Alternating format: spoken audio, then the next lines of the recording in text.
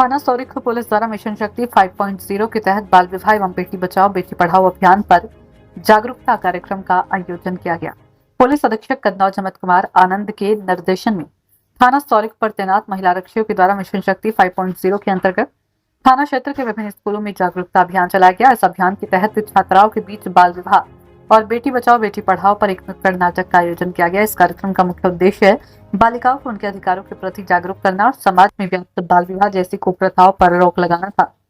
कार्यक्रम के दौरान छात्राओं को जानकारी दी गई कि विवाह के लिए लड़कियों की न्यूनतम उम्र 18 वर्ष और लड़कों की 21 वर्ष होनी चाहिए। इसके साथ ही बेटी बचाओ बेटी पढ़ाओ अभियान के अंतर्गत लैंगिक समानता को बढ़ावा देने, लड़कियों को सशक्त बनाने और उनके खिलाफ हानिकारक प्रथाओं को समाप्त करने का संदेश दिया गया। इसके अतिरिक्त दहेज प्रथा के विरुद्ध जागरूकता फैलाने के उद्देश्य से नुक्कड़ नाटक के माध्यम से समाज को संदेश दिया गया कि दहेज लेना और देना दोनों कानूनी अपराध है और इसको प्रथा का समाज से पूरी तरह से उन्मूलन होना चाहिए। पुलिस विभाग का ये प्रयास है कि समाज में जागरूकता फैले और बालिकाओं को सशक्त बनाकर एक सुरक्षित और समान भविष्य की दिशा में कदम बढ़ाया जा सके। अभी बुला के लाता हूं। ये तुम क्या कर रही हो आनंदी? भगवान की विभूति लगा रही हूँ। बस करो आनंदी, ये सब अंधविश्वास है। अरे आप यकीन तो कीजिए, भगवान की कृपा से इसका माथा ठंडा हो रहा है और बुखार भी उतर गया है ना बाबू? देखिए, दीजिए मुझे। उठो बाबू, आंखें खोलो, तुम्हें तुम्हारी माँ बुला रही है। आंखें खोलो, देखिए ना इसे क्या हो गया है, आंखें भी नहीं खोल रहा। आंखें खोलो बेटा, आप चुप क्यों है? आंखें खोलो बेटा, आंखें खोलो।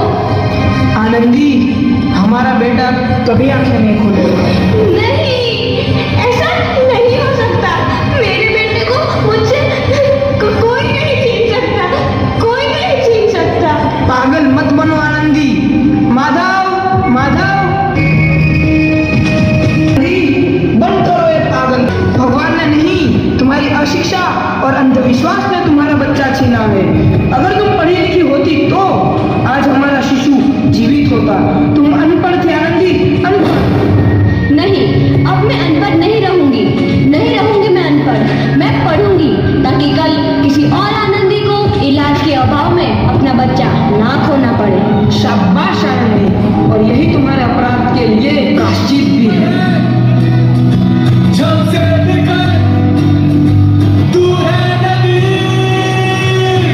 आनंदी, तुम्हारी 12वीं का परिणाम आ गया है। तुमने पूरे कॉलेज में प्रथम स्थान अर्जित किया है। आनंदी, तुम्हारी मेहनत रंग लाई है। तुम्हें शिक्षा वृत्ति मिली है। ये लो तुम्हारे अमेरिका जाने की टिकट। मुझे शिक्षा वृत्ति मिल गई, मैं अमेरिका जा रही हूँ। पर ये सब मैं अकेले कैसे कर पाऊंगी? दीदी, अपने आप को इतना कमजोर क्यों समझ रही हो? फिर इतना पढ़ने लिखने का क्या फायदा? तुम अभी गवार की। गवार नहीं हूँ मैं अब गवार।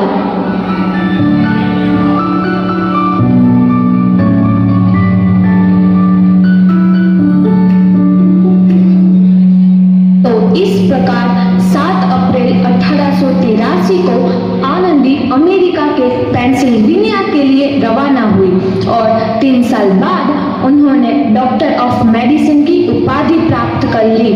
इधर आनंदी के पिता की तबीयत बहुत खराब है। आगे क्या होता है देखते हैं। लगता है अब मेरे जाने का समय आ चुका है और मैं नहीं बचूंगा। ऐसा मत बोलो। शहर के सिटी हॉस्पिटल में अमेरिका से डिग्री लेकर कोई बड़ा डॉक्टर आया है। एक बार वहां चलकर दिखा लेते हैं। हाँ, सही बोला भैया, कम से कम दिल को तसल्ली तो मिल जाएगी। हाँ, चलो चलो जल्दी हॉस्पिटल चलते हैं।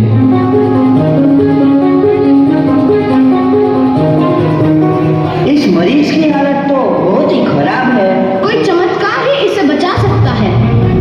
ऐसा मत बोलो भाई, डॉक्टर साहब कब तक आ जाएंगे? लो आ गई डॉक्टर मैडम। डॉक्टर मैडम, जल्दी देखिए, मरीज की हालत बहुत ही खराब है।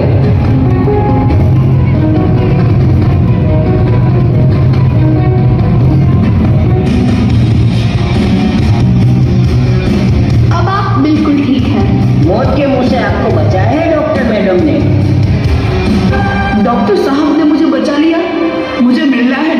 साहब से। डॉक्टर साहब नहीं, डॉक्टर मैडम बोलो, डॉक्टर मैडम। उन्होंने ही तुम्हें जीवन दान दिया है। लो आ गई डॉक्टर मैडम, मिल लो उनसे।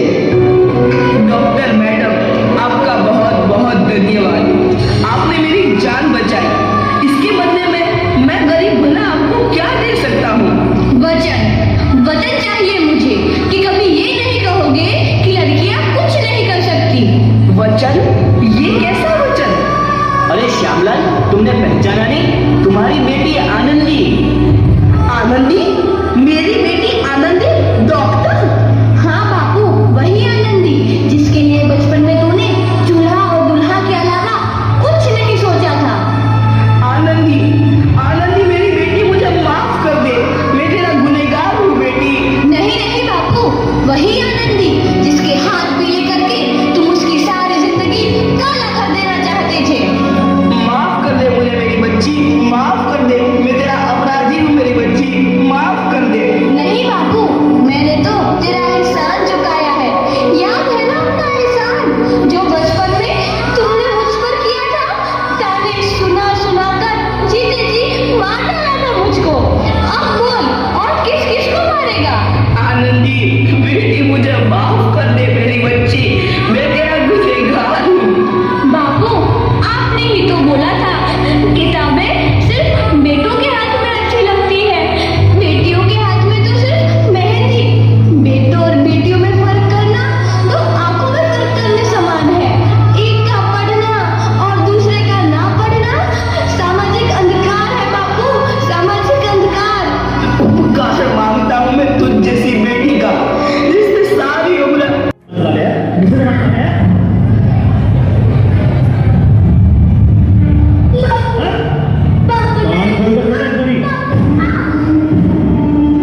जिससे घर में तेरी माँ की इतना चाली, तेरी कहाँ से चालेगी? और वो जुबान वहां निकले है ना, तो जुबान ना निकाल दियो, नहीं तो जिंदा फूक देंगे।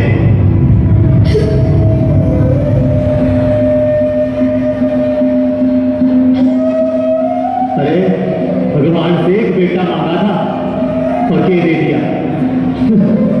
घर का दीपक होते हैं बेटे।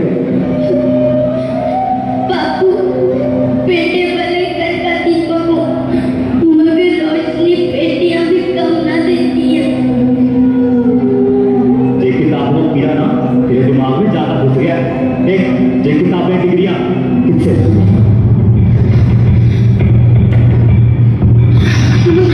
देख देख, ये किताबें डिग्रियां, ये सब ना छोरों के हाथ ठीक लगे, छोरों के हाथ नहीं भी ठीक लगती है, समझी? ये तेरी किताबें, इनका तो मैं आज किताब काम समाज कर दूं। बहुत अभी पढ़ाई लिखाई।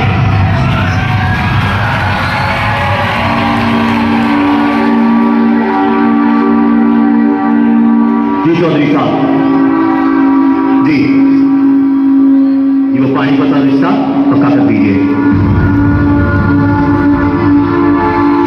थोड़ी के हाथ पीले करने का टाइम आ गया है। बापू, मैं जानती ना जानती बापू, बापू मैं पढ़ लिख के कुछ बनना चाहूँ बापू।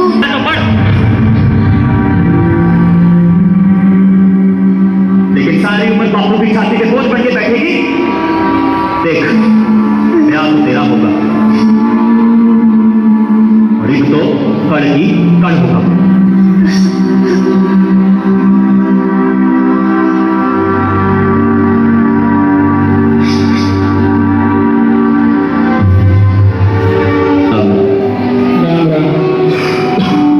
दारू पी के तन्ने तो अपनी जिंदगी खराब कर ही ली है।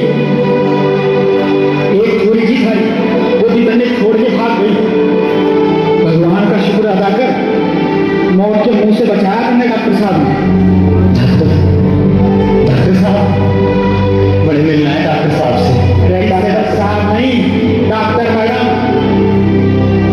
जय डॉक्टर मैडम आ गई। मैडम क्या हुआ?